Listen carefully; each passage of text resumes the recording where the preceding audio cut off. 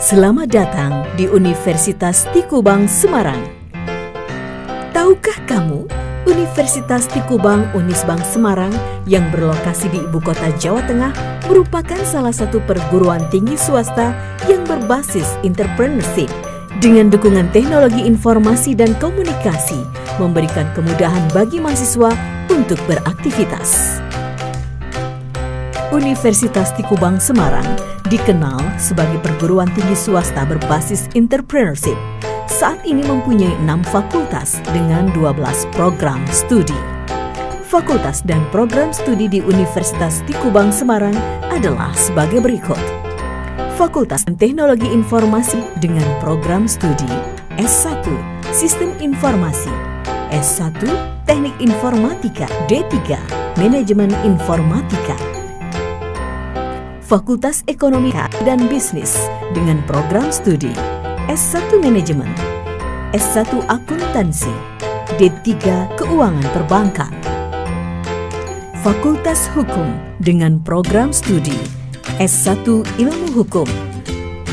Fakultas Pariwisata dengan program studi D3 Perhotelan. Fakultas Bahasa dan Ilmu Budaya dengan program studi S1 Sastra Inggris. Fakultas Teknik dengan program studi S1 Teknik Industri. Program Pasca Sarjana dengan program studi Magister Manajemen, Magister Science. Dengan jalur peminatan Manajemen Pemasaran, Manajemen Keuangan, Manajemen SDM, Manajemen SDM Pendidikan.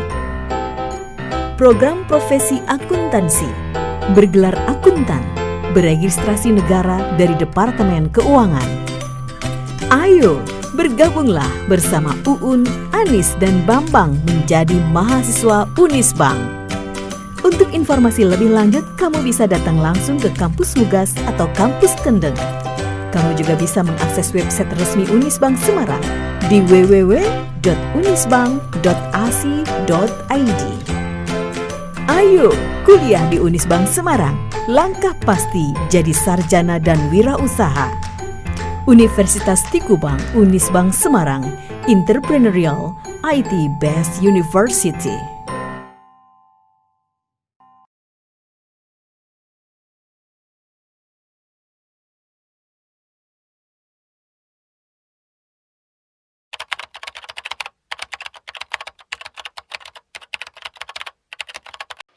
Kembali lagi dengan saya, Syahri Latif, dengan nomor NIM 1805520196.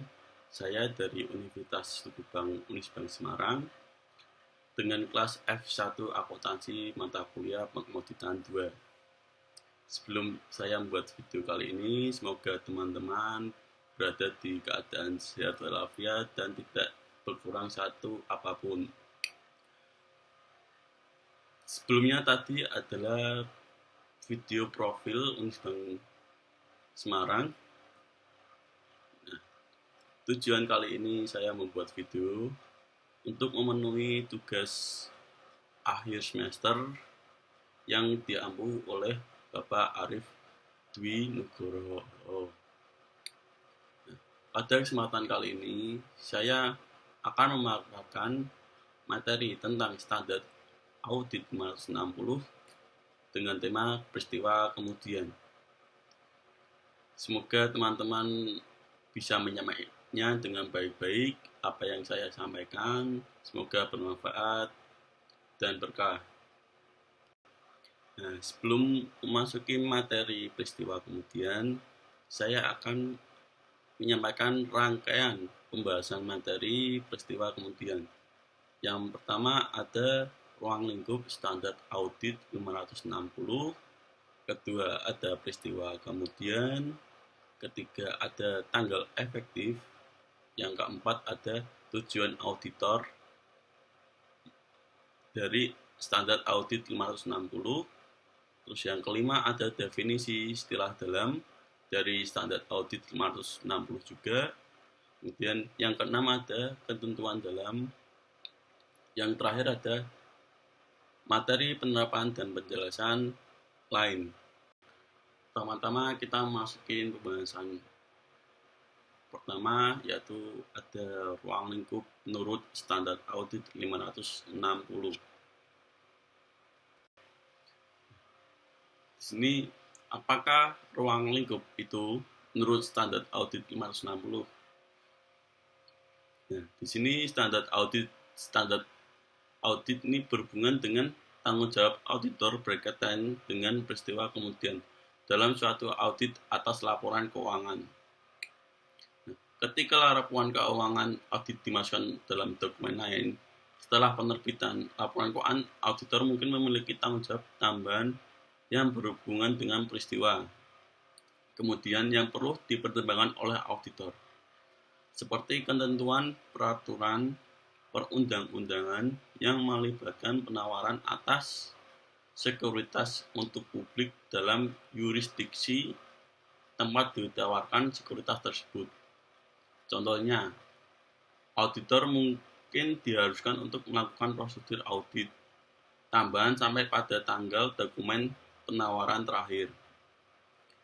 Prosedur-prosedur ini dapat mencakup hal-hal yang akan dilakukan sampai pada atau mendekati tanggal berlaku efektif dokumen penawaran terakhir, dan membaca dokumen penawaran tersebut untuk menganalisis apakah informasi lain dalam dokumen penawaran konsisten dengan informasi keuangan yang berkaitan dengan auditor. Kemudian kita masuk ke pembahasan materi yang kedua, yaitu peristiwa kemudian. Di peristiwa kemudian, laporan keuangan mungkin dipengaruhi oleh peristiwa tertentu yang terjadi setelah tanggal laporan keuangan.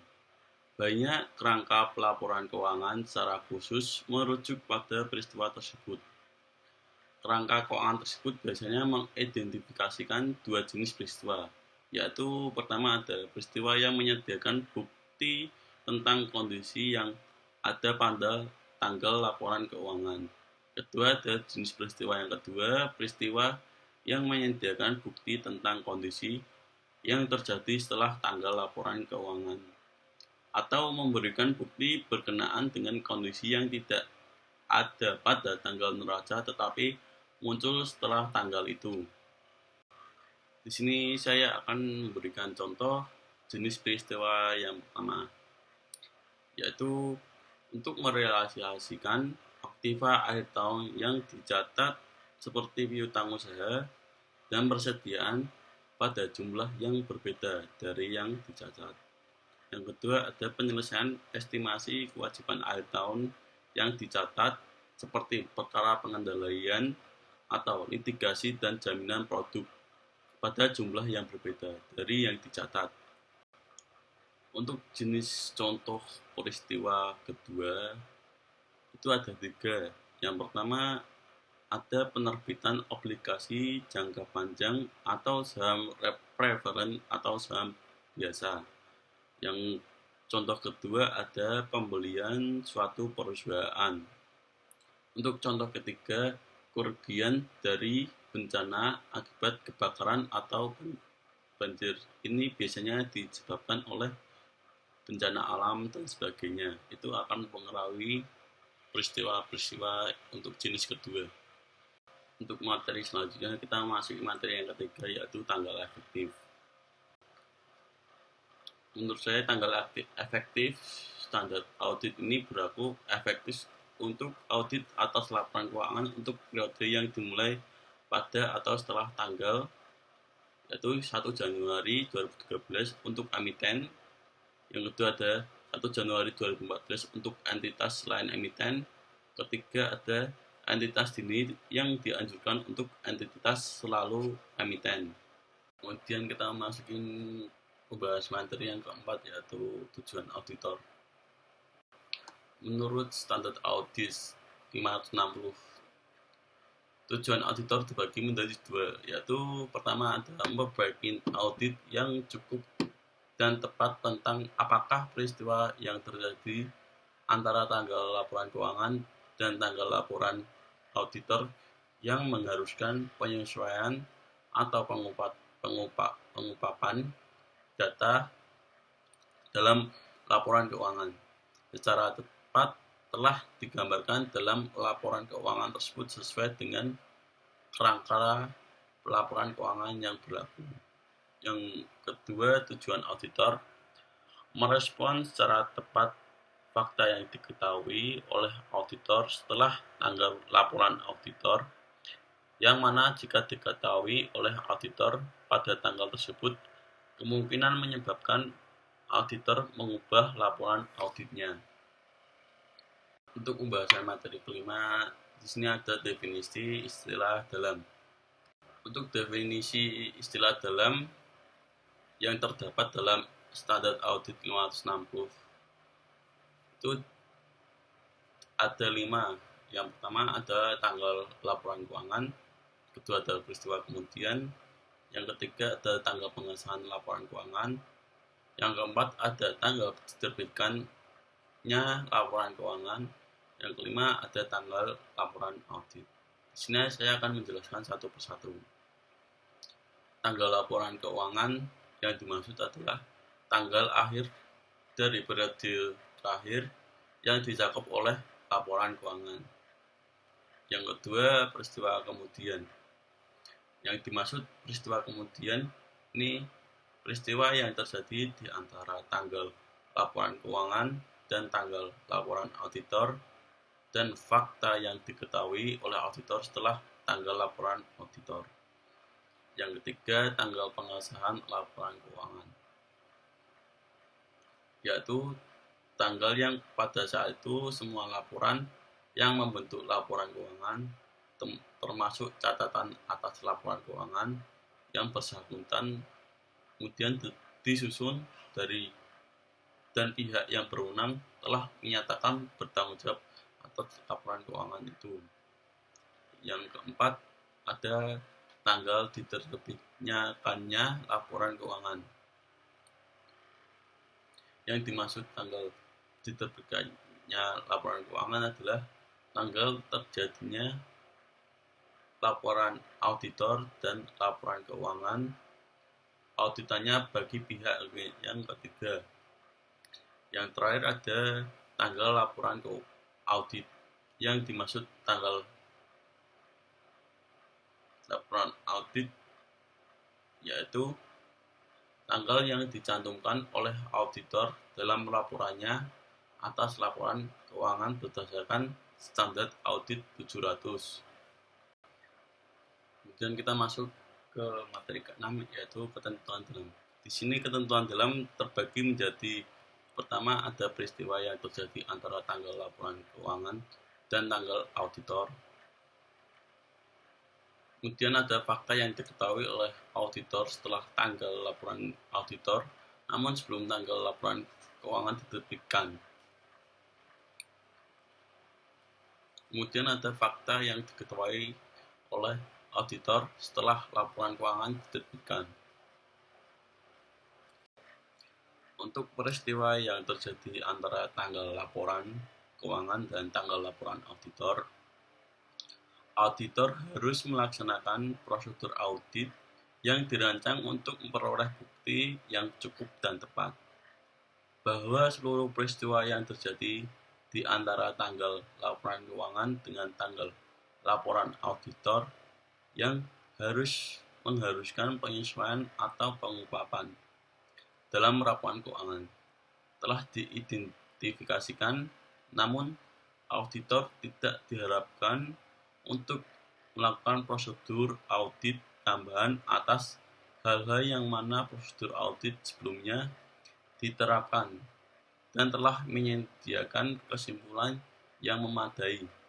Next, untuk lanjutannya, auditor harus melakukan prosedur yang diisyaratkan oleh paragraf 6 sehingga prosedur tersebut mencakup periode dari tanggal laporan keuangan sampai dengan ke tanggal laporan auditor atau prosedur terdekat yang dapat dicapai.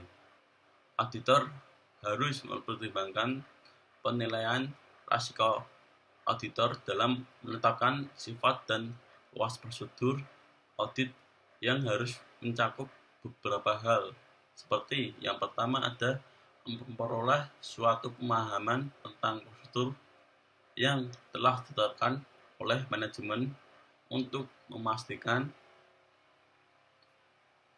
bahwa peristiwa kemudian teridentifikasikan. Yang kedua ada meminta keterangan dari manajemen dan jika relevan pihak yang bertanggung jawab atas tata kelola tentang peristiwa kemudian yang telah terjadi yang mungkin mempengaruhi laporan keuangan. Yang ketiga ada membaca risalah rapat. Ketika ada tentang pemilik manajemen dan pihak yang bertanggung jawab atas tata kelola entitas yang rapat tersebut diadakan setelah tanggal laporan keuangan dan meminta keterangan tentang hal-hal yang dibahas dalam rapat tersebut. Yang risalah harus menghasilkan rapatnya sebelum tersedia. Yang keempat adalah membaca laporan keuangan.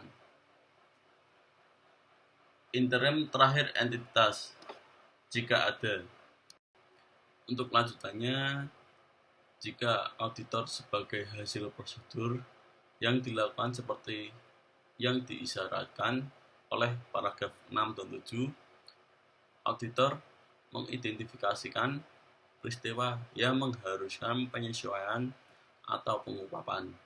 Dalam laporan keuangan, auditor harus menentukan apakah setiap peristiwa tersebut telah digambarkan dalam laporan keuangan secara tepat dan sesuai dengan kerangka pelaporan keuangan yang berlaku yang telah disesuaikan dan atau digunakan.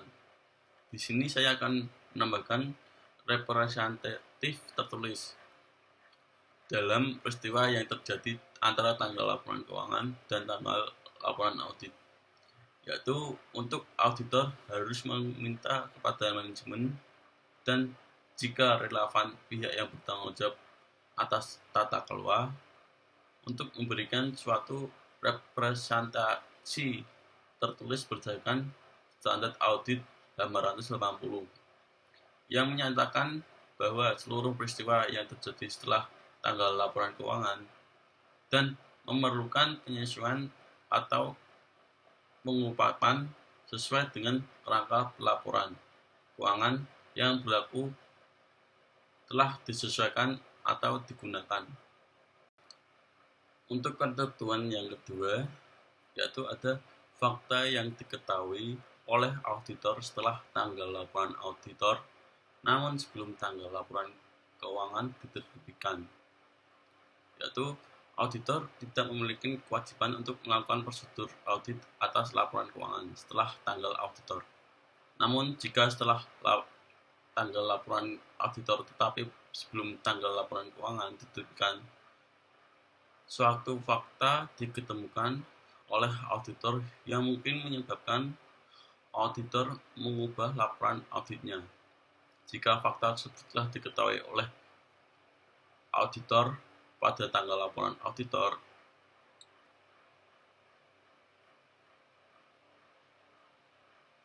maka auditor harus melakukan beberapa hal, yaitu ada 3. Pertama ada membahas hal tersebut dengan manajemen dan jika relevan dengan pihak yang bertanggung jawab atas tata kelola. Yang kedua ada menentukan apakah laporan keuangan tersebut memerlukan perubahan dan jika demikian. Yang ketiga, meminta keterangan bagaimana manajemen akan melakukan hal tersebut dalam laporan keuangan. Kemudian lanjutannya, jika manajemen mengubah laporan keuangan, maka auditor harus melakukan apa? Pertama, ada melaksanakan prosedur audit yang dibutuhkan dalam kondisi atas perubahan tersebut.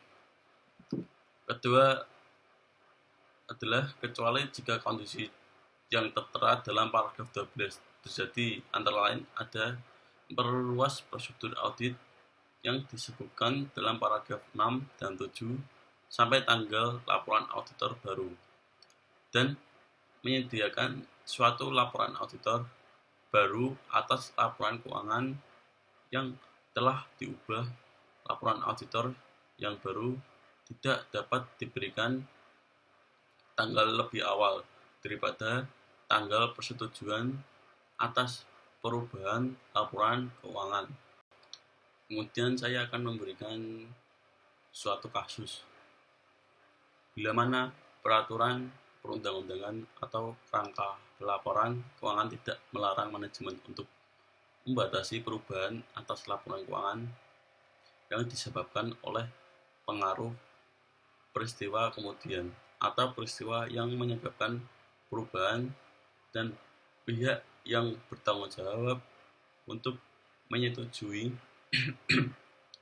laporan keuangan tidak dilarang untuk membatasi persetujuan terhadap perubahan yang bersangkutan.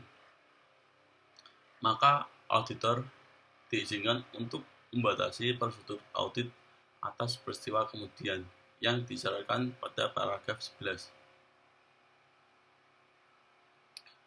Maka auditor harus melakukan dua hal. Yang pertama adalah mengubah laporan auditor dengan memasukkan suatu tanggal tambahan yang dibatasi sampai dengan perubahan tersebut. Hal ini menunjukkan bahwa prosedur auditor untuk setiap kemudian hanya dibatasi pada perubahan atas laporan keuangan yang digunakan dalam catatan atas laporan keuangan yang relevan.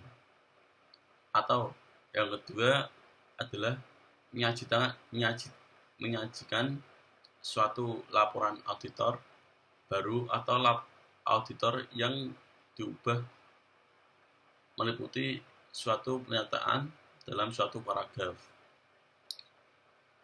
penekanan suatu hal atau paragraf hal lain yang menyampaikan bahwa prosedur audit atas peristiwa kemudian hanya terbatas untuk perubahan pada laporan keuangan seperti yang dijelaskan dalam catatan atas laporan keuangan yang relevan. Kemudian lanjutannya, dalam beberapa yurisdiksi, manajemen mungkin tidak diisyaratkan oleh peraturan perundang-undangan atau kerangka laporan keuangan untuk menerbitkan laporan keuangan yang diubah, dan oleh karena itu auditor tidak perlu menyediakan suatu laporan auditor yang diubah atau baru. Namun jika manajemen tidak merubah laporan keuangan dalam kondisi yang audit yakin bahwa laporan keuangan tersebut perlu diubah, maka harus melakukan dua hal. Yang pertama ada jika laporan auditor belum diserahkan kepada entitas, auditor harus mengubah opininya seperti yang disyaratkan dalam standar audit 205, dan kemudian menyerahkan laporan auditor tersebut atau yang melakukan tindakan yang kedua. Jika laporan auditor telah diserahkan kepada entitas, auditor harus memberitahukan manajemen, dan kecuali jika semua pihak yang bertanggung jawab atas tata kelola terlibat dalam pengelolaan entitas. Pihak yang bertanggung jawab atas tata kelola entitas agar tidak menerbitkan laporan keuangan kepada pihak ketiga sebelum perubahan yang diperlukan dibuat. Jika laporan keuangan diterbitkan kemudian tanpa memasukkan perubahan yang diperlukan, auditor harus mengambil tindakan yang tepat untuk mencegah melakukan kepercayaan terhadap laporan auditor tersebut. Nah, di sini ada ketentuan dalam yang terakhir, yaitu fakta yang diketahui oleh auditor setelah laporan keuangan yang diterbitkan. Di sini, setelah laporan keuangan diterbitkan, auditor tidak memiliki kewajiban untuk melakukan prosedur audit atas laporan keuangan tersebut. Namun, jika setelah laporan keuangan diterbitkan, suatu fakta diketahui oleh auditor yang jika fakta tersebut diketahui oleh auditor pada tanggal laporan auditor, mungkin dapat menyebabkan auditor mengubah laporan auditnya.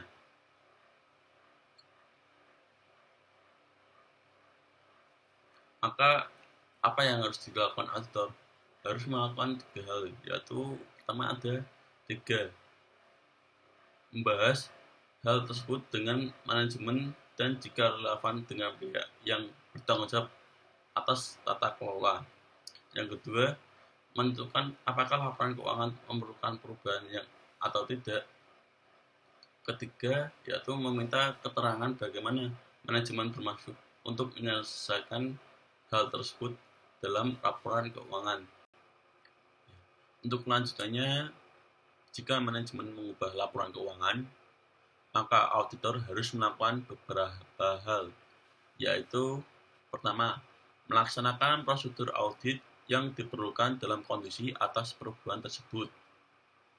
Yang kedua, menelaah tahap-tahap yang dilakukan oleh manajemen untuk memastikan bahwa setiap pihak yang menerima laporan keuangan yang diterbitkan sebelumnya bersamaan dengan laporan auditor diberi informasi tentang situasi tersebut. Yang ketiga, kecuali jika kondisi dalam paragraf 12 berlaku. Pertama, memperluas prosedur audit yang disebutkan dalam paragraf 6 dan 7 sampai pada tanggal laporan auditor baru. Dan tanggal laporan auditor baru tidak lebih awal daripada tanggal persetujuan atas perubahan laporan keuangan dan menyerahkan laporan auditor baru atas laporan keuangan yang diubah. Kemudian yang terakhir, ketika kondisi dalam paragraf 12 terjadi, ubah laporan auditor atau serahkan laporan auditor baru seperti yang disyaratkan oleh paragraf ke-12. Kemudian auditor harus memasukkan dalam laporan auditor baru atau yang sudah dirubah suatu paragraf penekanan atas suatu hal atau paragraf hal-hal lain. Dengan berpedoman pada suatu catatan atas laporan keuangan yang lebih intensif, membahas alasan perubahan atas laporan keuangan yang diterbitkan sebelum oleh auditor. Terus kemudian, jika manajemen tidak mengambil langkah-langkah yang diperlukan untuk memastikan bahwa setiap pihak yang menerima laporan keuangan yang diterbitkan sebelumnya sudah diberitahu tentang situasi tersebut dan juga tidak mengubah laporan keuangan dalam kondisi yang auditor yakin bahwa laporan keuangan tersebut perlu diubah. Auditor harus memberitahu manajemen dan kecuali jika semua pihak yang bertanggung jawab atas tata kelola terlibat dalam pengelola entitas. Pihak yang bertanggung jawab atas tata kelola bahwa auditor akan berusaha untuk mencegah penggunaan meletakkan kepercayaan masa depan terhadap laporan auditor tersebut. Jika meskipun dengan pemberitaan tersebut, manajemen atau pihak yang bertanggung jawab atas tata kelola tidak mengambil langkah-langkah yang diperlukan tersebut, maka auditor harus mengambil tindakan yang tepat untuk mencegah penggunaan meletakkan kepercayaan terhadap laporan auditor. Kemudian kita memasuki pembahasan materi yang terakhir atau yang ketujuh, yaitu materi penerapan dan penjelasan lain menurut standar audit 560. Untuk materi penerapan dan berdasarkan lain itu menjadi dua. Yang pertama ruang lingkup dan kedua ada definisi. Untuk definisi sendiri itu terbagi menjadi 6. Yang pertama ada tanggal pengesahan laporan keuangan, kedua ada tanggal laporan audit, yang ketiga ada tanggal penerbitan laporan keuangan, dan keempat ada pertimbangan spesifik terhadap entitas sektor publik. Yang kelima ada peristiwa yang terjadi antara tanggal laporan keuangan dan tanggal laporan auditor. Yang terakhir ada faktor yang diketahui oleh auditor setelah laporan keuangan yang diterbitkan. Di sini saya akan menjelaskan satu persatu. Yang pertama ada ruang lingkup. Untuk ruang lingkup sendiri yang dimaksud adalah ketika laporan keuangan auditan dimasukkan dalam dokumen lain setelah penerbitan laporan keuangan, auditor mungkin memiliki tanggung jawab tambahan yang berhubungan dengan peristiwa kemudian yang perlu dipertimbangkan oleh auditor, seperti ketentuan peraturan perundang-undangan yang melibatkan penawaran atas sekuritas untuk publik dalam yurisdiksi tempat tawarkannya sekuritas tersebut. Contohnya, auditor mungkin diharuskan untuk melakukan prosedur audit tambahan sampai pada tanggal dokumen penawaran terakhir. Prosedur ini dapat mencakup hal-hal yang tercantum dalam paragraf 6 dan 7 yang dilakukan sampai pada atau mendekati tanggal berlaku efektif dokumen penawaran terakhir, dan membaca dokumen penawaran tersebut untuk menganalisis apakah informasi lain dalam dokumen penawaran konsisten dengan informasi keuangan yang terkait dengan auditor. Kemudian saya akan menjelaskan definisi. Definisi ini sendiri saya pertama akan menjelaskan tanggal pengesahan laporan keuangan. Untuk tanggal pengesahan laporan keuangan yang dimaksud adalah dalam beberapa yurisdiksi peraturan perundang-undangan mengidentifikasi individu-individu atau badan-badan sebagai contoh manajemen atau pihak yang bertanggung jawab atas tata kelola, yang bertanggung jawab untuk menyimpulkan bahwa semua pernyataan yang membentuk laporan keuangan, termasuk di dalam catatan atas laporan keuangan yang terkait, telah disusun dan menetapkan proses persetujuan yang diperlukan. Dalam yurisdiksi yang lain, proses persetujuan tidak ditentukan dalam peraturan perundang-undangan, dan entitas pengikuti prosedurnya tersendiri dalam menyusun dan menyelesaikan laporan keuangannya dalam kacamata manajemen dan struktur tata kelola yang ada. Dalam beberapa yurisdiksi, persetujuan akhir oleh pemegang saham diperlukan. Dalam yurisdiksi tersebut, persetujuan terakhir oleh pemegang saham tidak diperlukan untuk auditor menyimpulkan bahwa bukti audit yang cukup dan tepat yang menjadi basis bagi opini auditor atas laporan keuangan telah diperoleh.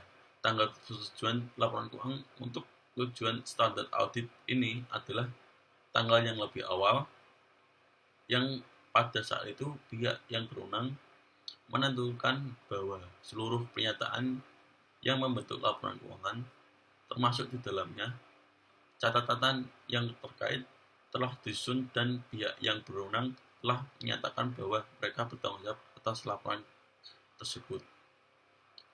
Kemudian ada tanggal laporan audit.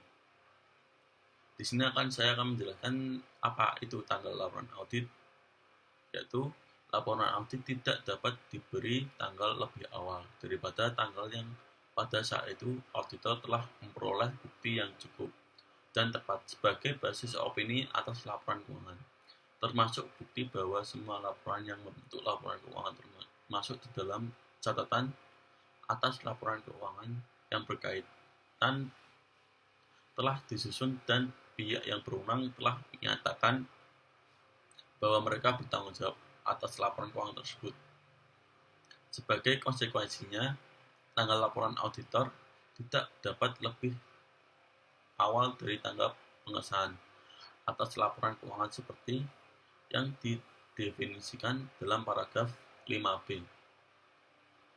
Suatu periode waktu mungkin berlalu karena masalah administratif antar tanggal laporan auditor sebagaimana yang didefinisikan dalam paragraf 5C dan tanggal penyerahan laporan auditor pada entitas.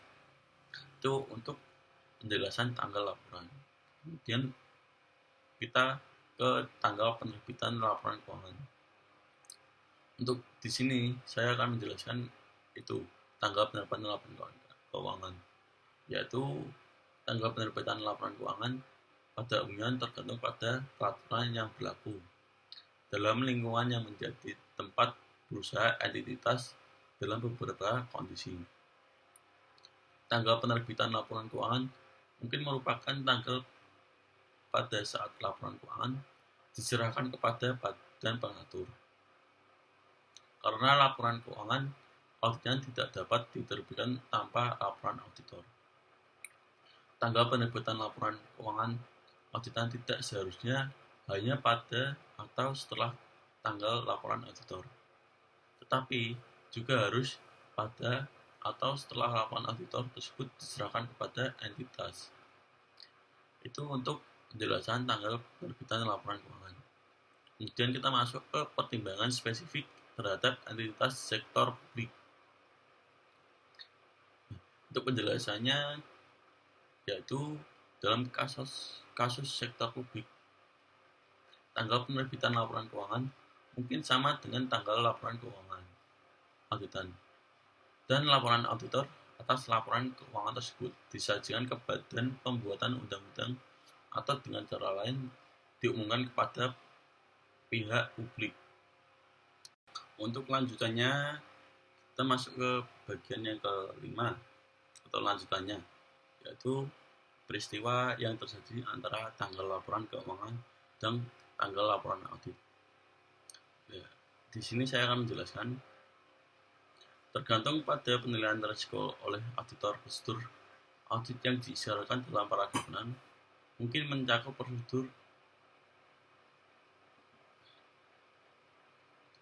yang diperlukan untuk memperoleh bukti audit yang cukup dan tepat,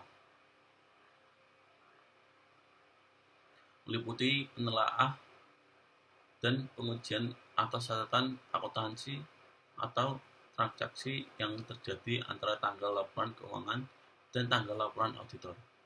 Prosedur audit yang diharuskan oleh paragraf 6 dan 7 adalah tambahan prosedur yang mungkin dilakukan oleh auditor untuk tujuan lain dan mungkin memberikan bukti mengenai peristiwa kemudian.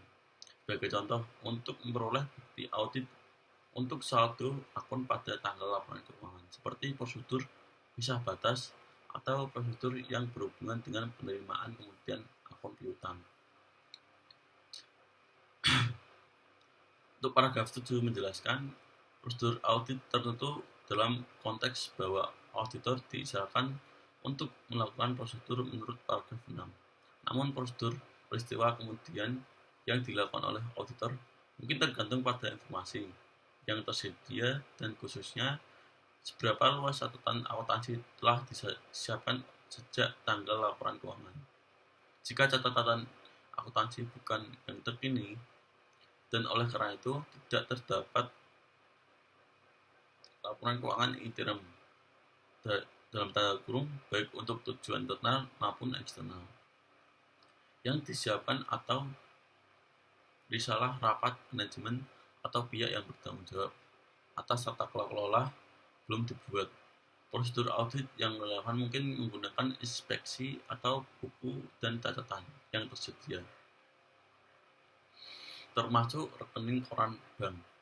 Paragraf A8 memberikan contoh beberapa hal tambahan yang dapat diperhatikan oleh auditor dalam rangkaian permintaan keterangan ini.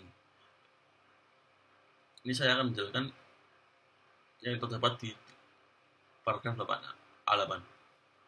Sebagai tambahan terhadap prosedur audit yang disahkan oleh paragraf 7. Auditor dapat menentukan hal-hal berikut sebagai langkah yang dilakukan dan tepat untuk: pertama, membaca budget perusahaan terakhir yang tersedia, perakiraan arus kas, dan laporan manajemen lain yang terkait untuk periode setelah tanggal keuangan.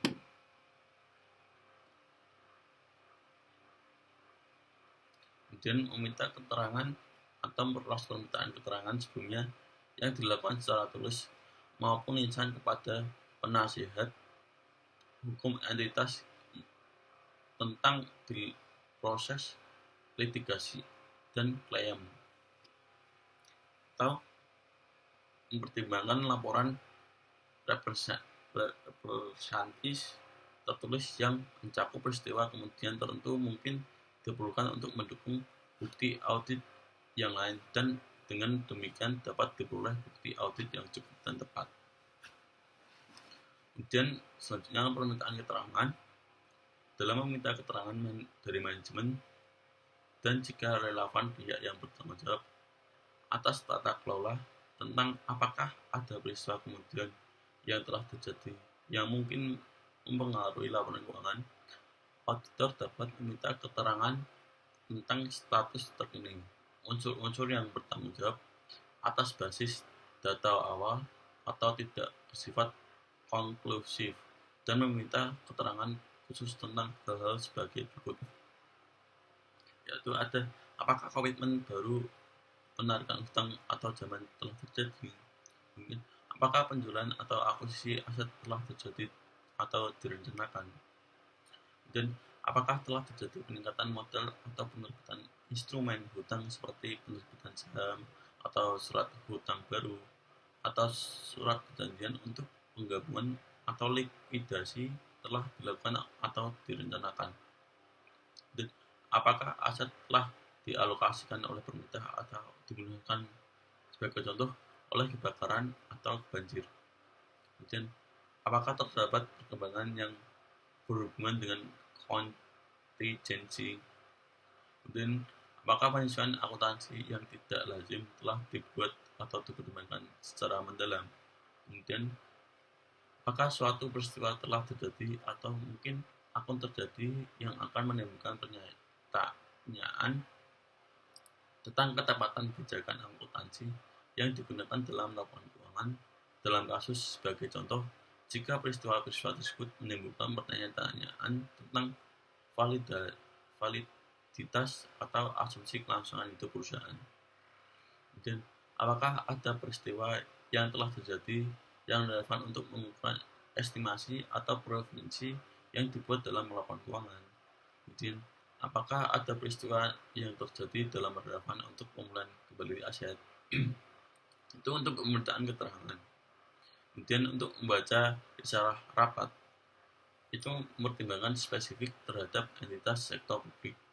Saya akan menjelaskan. Dalam sektor publik, auditor dapat membaca catatan ofisial atas tindakan yang relevan dengan badan legislatif dan meminta keterangan tentang hal-hal yang berkaitan dengan tindakan tersebut, di mana catatan ofisial belum tersedia.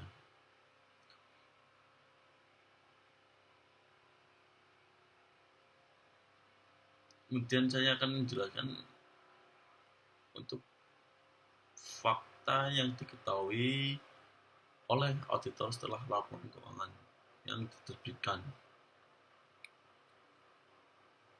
Di sini untuk fakta yang diketahui oleh auditor setelah laporan keuangan diterbitkan, yaitu ada dua. Tidak ada perubahan atas laporan keuangan oleh manajemen, pertimbangan spesifik terhadap entitas sektor publik. Yang kedua, tindakan auditor dalam mencari cara untuk mencegah penggunaan mempercayai laporan auditor. Untuk penjelasan tidak ada perubahan atas laporan keuangan oleh manajemen, pertimbangan spesifik terhadap entitas sektor publik, yaitu dalam beberapa yurisdiksi entitas dalam sektor publik mungkin dilarang oleh peraturan perundang-undangan untuk menerbitkan laporan keuangan yang sudah diubah. Dalam kondisi tersebut, tindakan yang tepat bagi auditor adalah melaporkan hal tersebut kepada badan statutory yang tepat. Terus, untuk yang kedua, tindakan auditor dalam mencari cara untuk mencegah penggunaan mempercayai laporan auditor. Yaitu penjelasannya, ketika auditor yakin bahwa manajemen atau pihak yang bertanggung jawab atas tata kelola telah gagal untuk mengambil langkah-langkah yang perlu untuk mencegah penggunaan, percayai laporan auditor atas laporan keuangan yang sebelumnya diterbitkan oleh perusahaan, walaupun ada pemberitahuan sebelumnya dari auditor bahwa auditor akan mengambil tindakan dalam mencari cara untuk mencegah penggunaan percayai laporan tersebut. Tindakan auditor tergantung pada hak dan kewajiban hukum auditor. Sebagai konsekuensinya, auditor mungkin mempertimbangkan adalah tepat untuk mencari advis hukum. Nah, untuk penjelasan lain, saya akan menambahkan tentang fakta yang diketahui oleh auditor setelah tanggal laporan auditor, namun sebelum tanggal laporan keuangan diterbitkan. Itu terdiri dari tanggung jawab manajemen terhadap auditor. Terus kemudian ada penggunaan tanggal ganda. Ketiga, tidak ada perubahan atas laporan keuangan oleh manajemen. Empat, pertimbangan spesifik untuk entitas sektor publik. 5, tindakan auditor dalam mencari cara untuk mencegah pengguna mempercayai laporan ke auditor.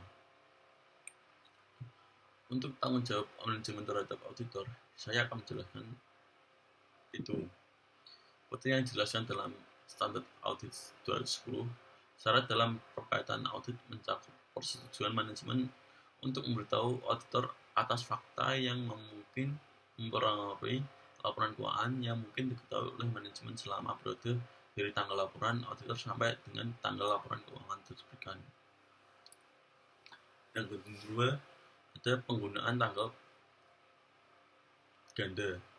Untuk penjelasannya, dalam kondisi yang dijelaskan dalam paragraf A12A, auditor mengubah laporan auditor untuk memasukkan tanggal tambahan yang dibatasi untuk perubahan tersebut. Tanggal laporan auditor atas laporan keuangan sebelumnya perubahan kemudian oleh manajemen tetap tidak berubah karena tanggal ini mengkonfirmasikan pembaca tentang kapan pekerjaan audit atas laporan keuangan tersebut diselesaikan. Namun suatu tanggal tambahan dimasukkan dalam laporan auditor untuk menginformasikan kepada pengguna bahwa prosedur audit setelah tanggal tersebut terbatas pada perubahan. Kemudian atas laporan keuangan berikutnya adalah sebuah ilustrasi tentang tanggal tambahan tersebut, yaitu tanggal laporan auditor kecuali yang berkaitan dengan catatannya yang bertanggal menyesuaikan prosedur audit terbatas untuk perubahan yang dijelaskan dalam catatannya. Ketika tidak ada perubahan atas laporan keuangan oleh manajemen. Untuk penjelasannya, dalam beberapa jurisdiksi manajemen mungkin tidak disyaratkan oleh peraturan perundang-undangan atau kerangka pelaporan keuangan untuk menerbitkan laporan keuangan yang sudah diubah. Hal ini seringkali terjadi ketika penerbitan laporan keuangan untuk periode berikutnya semakin dekat sepanjang pengungkapan yang tepat dibuat dalam laporan tersebut. Kemudian ada pertimbangan spesifik untuk entitas sektor publik. Untuk penjelasannya, dalam sektor publik, tindakan yang diambil yang sesuai dengan paragraf 13 ketika manajemen tidak mengubah laporan keuangan dapat mencakup laporan secara terpisah untuk badan pembuat undang-undang dan atau badan lain yang relevan dalam hierarki pelaporan tentang implikasi peristiwa kemudian terhadap laporan keuangan dan laporan auditor. Kemudian ada tindakan auditor dalam mencari cara untuk mencegah penggunaan mempercayai laporan auditor.